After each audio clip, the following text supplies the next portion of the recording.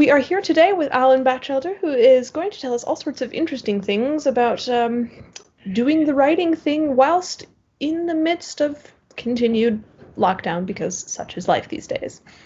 So tell us a little bit about yourself and what you're working on at the moment. Right. Well, I'm kind of a jack of all trades. I've been a professional actor since 1983, Fun. although the work has tapered off a lot recently. Yeah. Uh, I Just, was a yeah yeah I was a stand-up comedian for nine and a half years. oh. Uh, but for my day job, I'm a teacher. I teach social studies. Ah. Um, and writing is really my escape, Mm-hmm. my means of creating and remaining as sane as I ever was anyway. So I've written a 5 book piece of epic fantasy.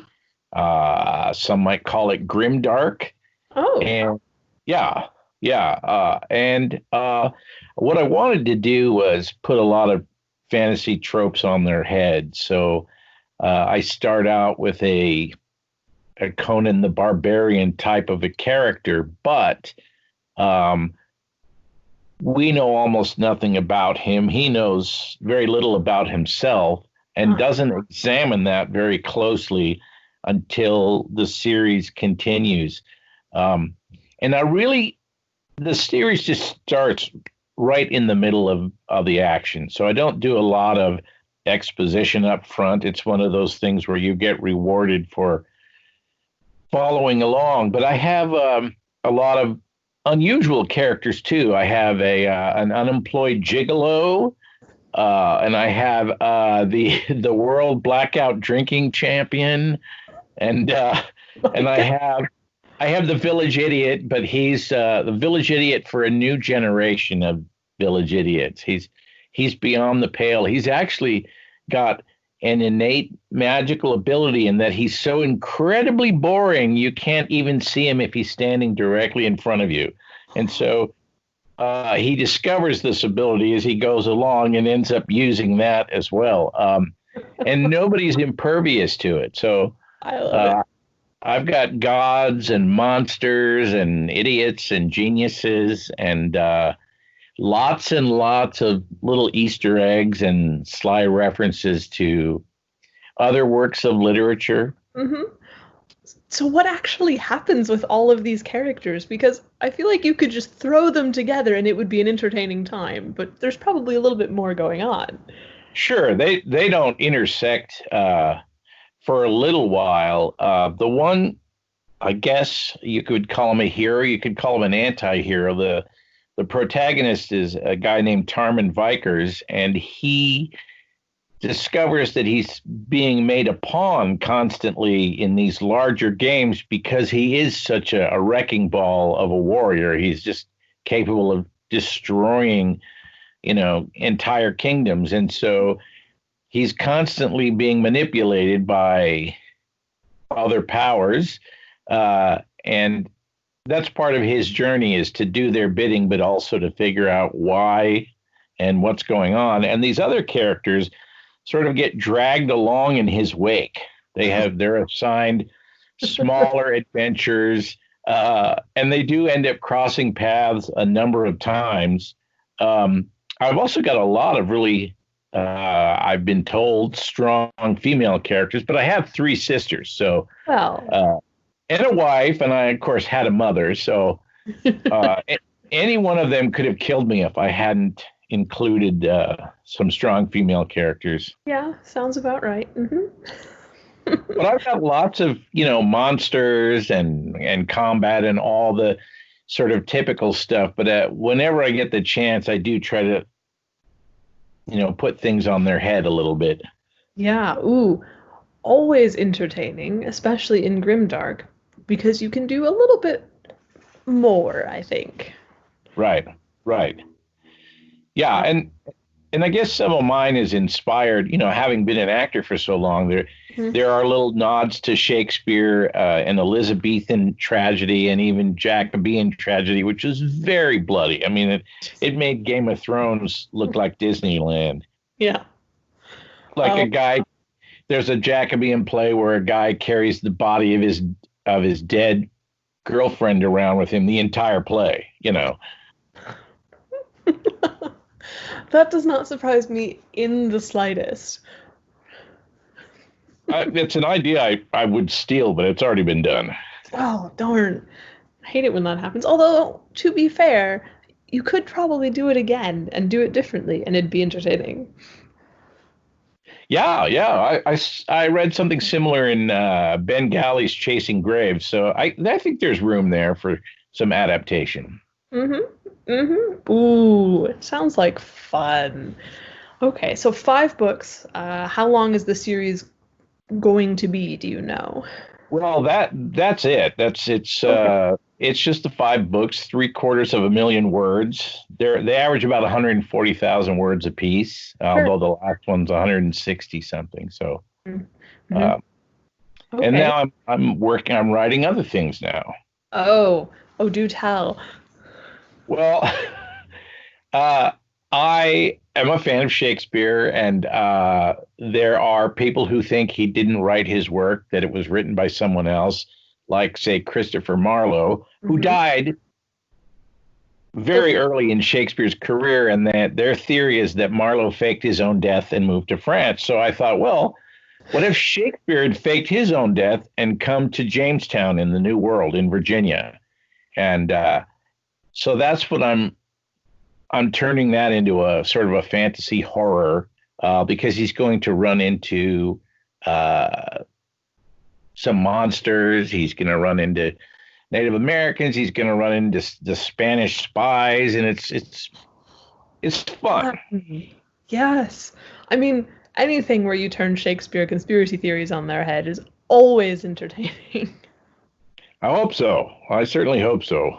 I was going to ask what sort of monsters is Shakespeare going to run into? Because, I mean, there are a fair number in his plays, but Yes. Well, still. actually, it's interesting you asked me that because he's going to run into Wendigo, which is a Native American monster. But it turns out we will discover that it's actually the same species of monster as Grendel from the Beowulf saga. Oh, So yes. Shakespeare is going to be kind of a Sherlock Holmes character in this story, in a Oh, way. it'd be wonderful. Oh, I'm so. Well, I hope. Oh, I want to ask how he fakes his own death, but I also don't want to spoil it because I'm sure you can come up with something entertaining. It's Shakespeare. Yeah, well, all that theater training, I'm sure he could work something out. Mhm. All I remember about his death is that he willed his bed to his wife. His second best bed, Back at the rats, right? The second best bed. Ah. and this is an important detail in my story. Oh. Mm. Oh, okay. I'm really excited about that. But is there more? Do you have anything else that you're working on besides? Yeah, I actually have more ideas than probably life left to execute them in. I have a steampunk that my son's going to do illustrations for. And then I have a horror novel set in the South Uh-huh. uh, in 2 time periods during the time of slavery and Hmm. then in contemporary America. And then I have a YA book in mind. Um, and I have another idea. Well, I don't know if I want to give out all my ideas. Oh, Anyway, I have a whole file of ideas. The question is, how much time do I have left to write everything? yeah. Yeah. I mean, wow, though. You're crossing so many different genres. It's great. I mean, a lot of writers are very good at sticking to the one genre, but when you can cross multiple genres, oh, hugely entertaining. Well, we'll see. We'll see if that is successful. There's another author that I really like, C.T. Phipps, Hmm. and he writes all across different genres, but he's prolific. I average about a book a year, and he can churn them out in 3 weeks or 4 weeks. Um, Oh my I goodness. know. I just want to slap him, like, whoosh. I But mean, wow. but that's his job. I mean, that's his full-time real job. And True. I'd like to pretend that if this were my full-time real job, I would be a little more productive in terms of word count. Yeah. I mean, to be fair, a lot of writers whom I've interviewed and do this more or less full time, 3 or 4 weeks per book, that's still really fast. Yeah. Yeah. Well, this is one book in particular that I'm thinking of, and then uh, I have other friends who'll turn out 2 or 3 books a year, but I can't do more than one a year, I don't think. Hmm. Hmm. So how long does the writing process take from, idea to publication sort of a thing? Or I guess describe the process more in depth and then we can break it down. Right. So there's the initial idea that doesn't completely unfold by the time I've started writing. Hmm. So the eternal question is, are you a pantser or a planner? And I can't conceptualize the entire story before I begin writing. And also, I don't think that's organic, at least not for me. And it leaves out epiphany, the the opportunity to discover something along the way. One of my favorite elements in the series we were talking about at the beginning, Immortal Treachery, is Hmm. when this village idiot character uh, is told that something is a magic stone just to keep him quiet. He's gibbering away, and people are tired of him talking. So one of the characters goes, "Hey, why don't you work with this magic stone and figure out what he does?" And he buys into it. He believes it entirely, and that becomes a plot element later on. But that's just something that came to me as I was typing it, literally from my brain to my keyboard, and it became part of the story. And I love those moments Yeah. that tell you something new about the character, and they give you new opportunities that you weren't expecting. So I have a lot of the basic outline in my mind. I know how a story starts, I know how it ends, I know certain high points along the way, but it's Hmm. very much like a movie storyboard. It's kind of cinematic in my mind, Fun. the way I see it. Yeah. And then I just sit down and I start writing, and I try to have a word count every day. Hmm. Uh, 500 if I'm super busy, and 1,000 if I can manage it. Sure. Uh, yeah. But even a day when you only write one sentence is a day when you're one sentence closer to your goal than Yeah. doing nothing at all. Yeah. I have days But like I that. also, yeah, but I also, even as I'm trying to drift off to sleep at nighttime, I'm thinking about the dialogue and the story and what might happen next. And You sound like a writer. I, I hope so. I don't quite feel like one yet, even after 5 massive books. But uh, when I get there, I'll be happy to put that in my title. Yeah, no, it's the constant thinking and you piece things out in your head and you can't quite turn your brain off. That's when you know that you're a writer.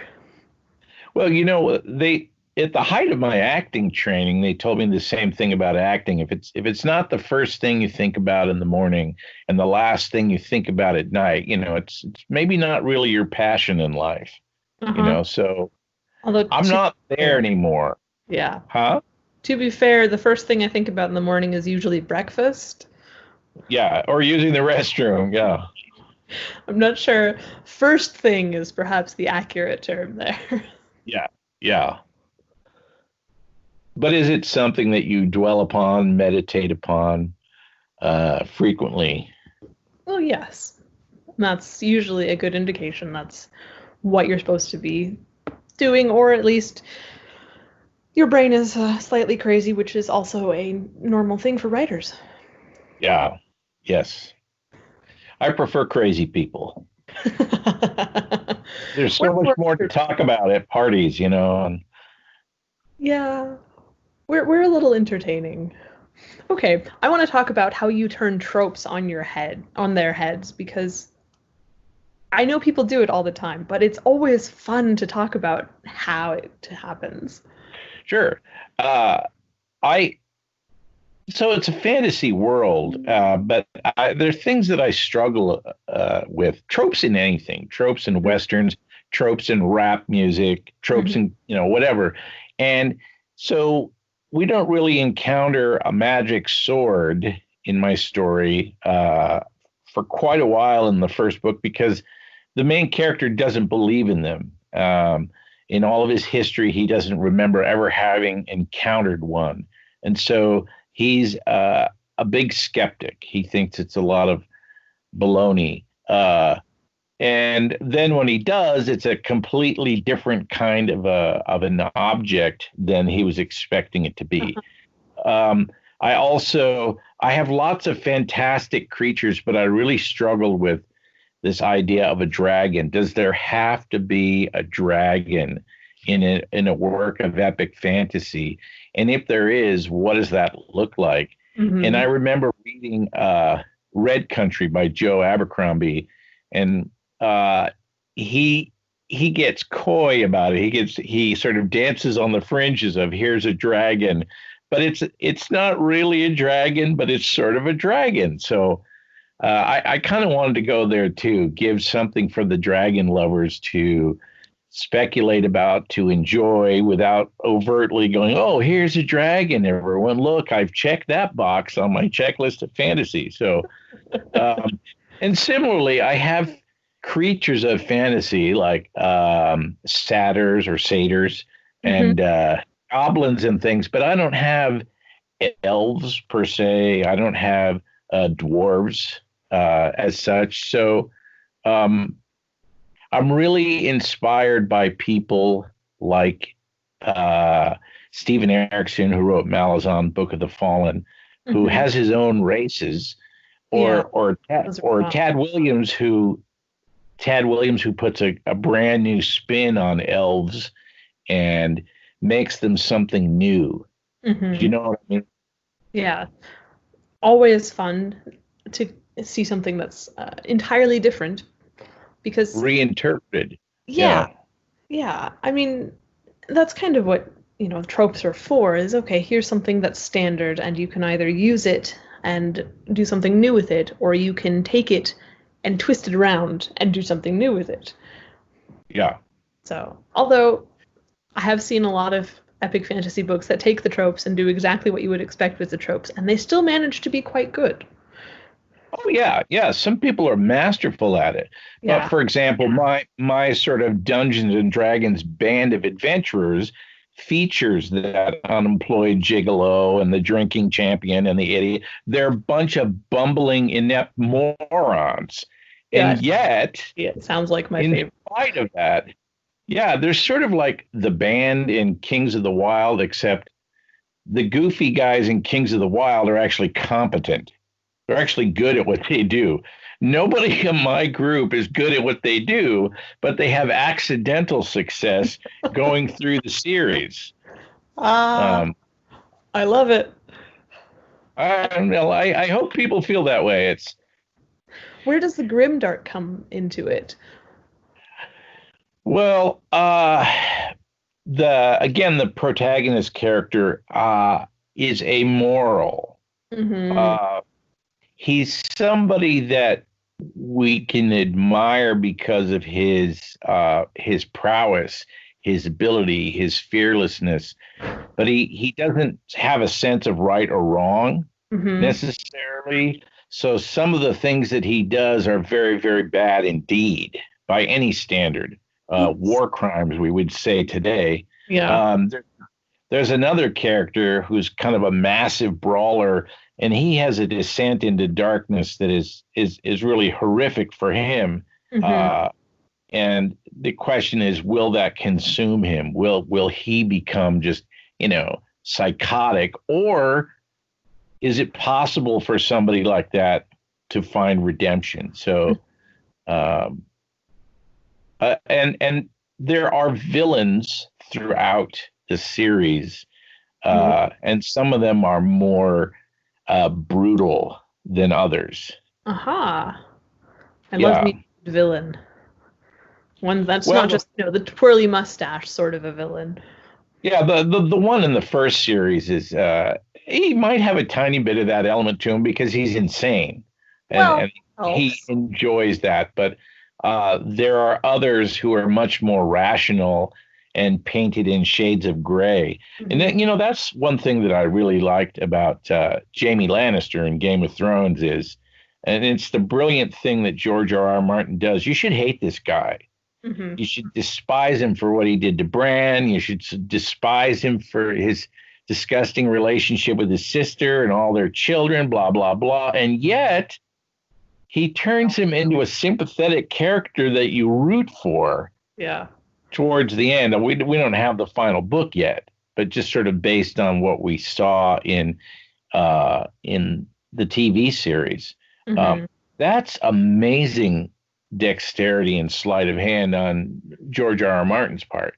And I'd love to be able to accomplish that too. Take someone that you absolutely despise and humanize them such that you find yourself. And actually, it's the same thing that Shakespeare does in Richard III, right? Richard III starts the play and says, "Hi there, I'm going to kill everyone on my way to the throne." And and he does that. He says, "I'll have her, but I will not keep her long." He's Yeah. going to kill everyone in his path, and you root for him, and then you actually feel bad for him, Yeah. for Richard III. You feel bad for him when he dies. Yeah, well, Shakespeare had an art for Yes. painting unsavory characters as someone you actually like. Yes. He would have gotten a lot of work today in the political realm.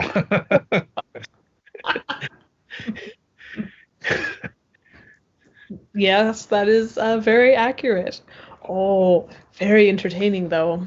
What would happen if Yes. I accidentally brought Shakespeare forward? There's a story idea. Okay, fun. I like the combination in your series from the group of bumbling idiots to the sort of moral complexities.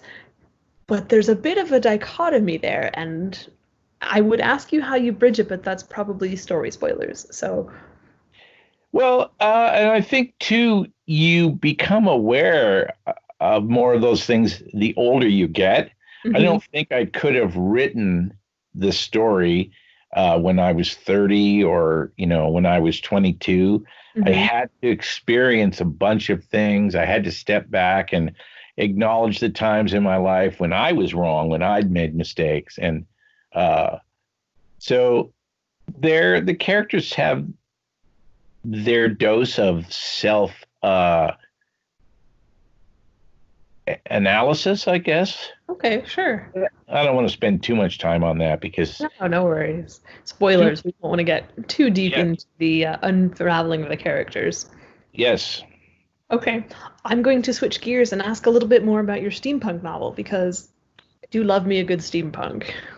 Well, okay, so this is sort of a strange premise, but a guy wakes up one morning and Hmm. discovers he's been turned into a goat. Uh, and on a basic level, the adventure for him is, why am I a goat now? How did I get turned into a goat? Who did it? Is there any way for me to return to my former life? And on the way, he encounters a talking hat rack and a large boulder. So it's called Mumbleton Hat Rack and Goat. And it's these three, well, only one of them's really alive, but they're all alive in the story, Sure. trying to figure out the mystery of their own existence and find some justice, maybe some revenge, and restore things to the way they should have been. So, or were Wow. meant. It's like Kafka meets Monty Python. Yeah, it's supposed to just be stupid Captain Underpants kind of pun after pun after pun, ridiculous. Uh, light reading for an evening that shouldn't be taken too seriously. And my son is an illustrator and an animator, so Sure. Oh, fun. hoping to get some good drawings out of him for the book as well. But it's a genre I've really really liked since Mhm. what is the author's name? He's one of the original creators of the genre of Oh, steampunk, and wrote The Elfin Ship. um, um, James P. Blaylock? James Blaylock, yeah. Yeah. Uh, I think he teaches in the University of California system. Uh, and I've been reading his books since the early 80s. Mhm. And for a while, I just became addicted to them. Just sort of ridiculous nonsense behaviors, the strange machines, the bizarre conspiracy theories that Oh, seemed love so conspiracy. tremendous to the characters in the story, but to us would be completely uh, inconsequential. Mm-hmm. So, kind of inspired by his writings, a little bit by Charles Dickens, if that makes any Oh, sense at all. it does. So, because I love Dickens too, Yeah. especially a few particular pieces. I'm by no means an expert on Dickens. Uh, so that's what I'm looking forward to. And then I have as I said, I have that horror story. Uh-huh. Uh, it's about a ghost and a serial killer, and it takes place in Georgia. A Uh, ghost and a serial killer. Ooh. yes, Ooh. Ooh. Yeah, I can yes, imagine many things to do with that. Ooh. yes. I hope so. So again, it's just a question of taking care of myself and finding the time in my days and my evenings and living long enough to get all these things written. And I'm Yeah. sure I'll have more ideas. Do you ever have that that situation where you're lying in bed at night and you almost fall asleep and you think of the greatest idea in the history of the world, and you Yeah. wake up the next morning and you're like, turnips? What are turnips? What? Yeah, I try to write it down, and it usually wakes up and look at the note, and it's, what does a shoe have to do with anything? I can't Yeah, figure out if that's my brain or if it's the autocorrect where on the phone where I wrote it down. yeah. And sometimes you'll even laugh at the idea, and then you get up in the morning and you're like, turnip gelato. I don't understand how that's a story idea. So No, it could be a new health food craze. yes, yes, I wouldn't try it. I hate turnips, but uh, I'll They, stand by your right to do so. I have no intention of doing that, partly because I don't even think I can get turnips in the store here. Really? I haven't seen them since I lived in Scotland, so I don't know. How long were you in Scotland? I was there for a year getting my master's in applied linguistics. Oh, that's pretty cool. That was fun. And I had a dish, honey roasted turnips. Basically, you took turnips and put honey on them and roasted them, and it was Huge. fantastic. Really? Yeah, Because of the honey, I'm assuming. probably. I Yeah, mean, I'm not a turnip fan. yeah, lots of things are better with honey. Yeah, that's true. Alrighty, so for writers trying to get into your particular skill set, and I'm going to take this as causing trouble with tropes, are there traps to avoid? Alliteration not intended. Uh, I mean, I don't think you want to insult the avid fans of a particular uh, genre. Hmm. For example, the opposite, I guess, in some ways, of grimdark is noble bright, Hmm. and that's just not a thing for me. It doesn't appeal to me. It doesn't seem like realistic behavior. But then the people who enjoy it would say to me, "Well, it's not supposed to be realistic. It's fantasy." So what you don't want to do is belittle anybody else's tastes or passions. Hmm. So I suppose that's one thing. That's important. And also, if you're going to turn a trope on its head, it shouldn't be anything of tremendous uh, consequence, I suppose, in the genre. And Uh, I can't think of an example necessarily, but Magic being an part, probably essential part of fantasy. sure. Or to go in a darker direction, obviously, a lot of grimdark stories have rape in them.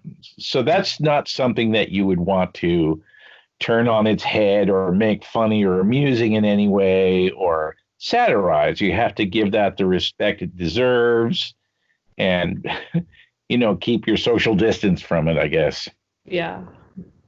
No, that makes perfect sense. I mean, the tropes are there for a reason, although they have evolved rather a lot over the years. Yes, yes. And there's so many of us writing. I think I was in a Reddit group, maybe, and there are tens of thousands of fantasy authors. Mm-hmm. So you do have that desire to want to tell an original story at some point. You do have the desire to want to stand out amongst the tens of thousands of us. And frankly, I don't have the magic formula for that yet. you Neither do, know, neither do I. I mean, it's even the notion of swords, for example. Do we have to have swords in every fantasy? And I love swords. Don't get me wrong. I've got a lot of experience, in plays and things in stage combat with swords, and I love swords. But are they an essential? They're like dragons. Do they have to be in every single fantasy saga? Unknown. I've Yeah, seen and I don't know. urban fantasies that don't necessarily have swords, but Well, then that's some. true. Ooh, I'm gonna have to think about that one because I just don't know. I Huh. guess in Dirk Ashton's Paternus series, most of the characters don't have swords because they don't need them. They're Mm-hmm. monsters, or they have abilities in and of themselves, and so it's refreshing to read something like that where you can't predict.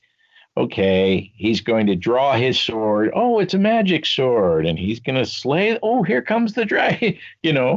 Uh, it's a never-ending challenge for all of us, I think. Yeah, yeah, but that's what makes it fun sometimes. Yes, Yeah. yes. Alrighty. Well, is there anything else you'd like to add about your books, your upcoming stories, anything? I don't, except that if people are curious, they can go to immortaltreachery.com. Mm-hmm. One word, immortaltreachery.com, and that has all kinds of links to my other social networks and all kinds of content related material and critical reviews and all that stuff. So, Yep, and I'll be sure to put that in the description box when this goes live. well, that's excellent. Well, it's been super fun talking with you. I'm really interested in the Village Idiot stories now. I mean, I know that it's not really about him, but you've kind of won me over on that one. He is a favorite. He is a favorite of mine. Yeah. Oh, that's great. It's been a while since I've read a story with a properly done Village Idiot. So, yay. I'm Well, excited. I'm glad. I'm glad you find that intriguing, and he's one of my favorites, as I said. So he is beloved. Alrighty. I will see you around. Okay. Bye. Thank you.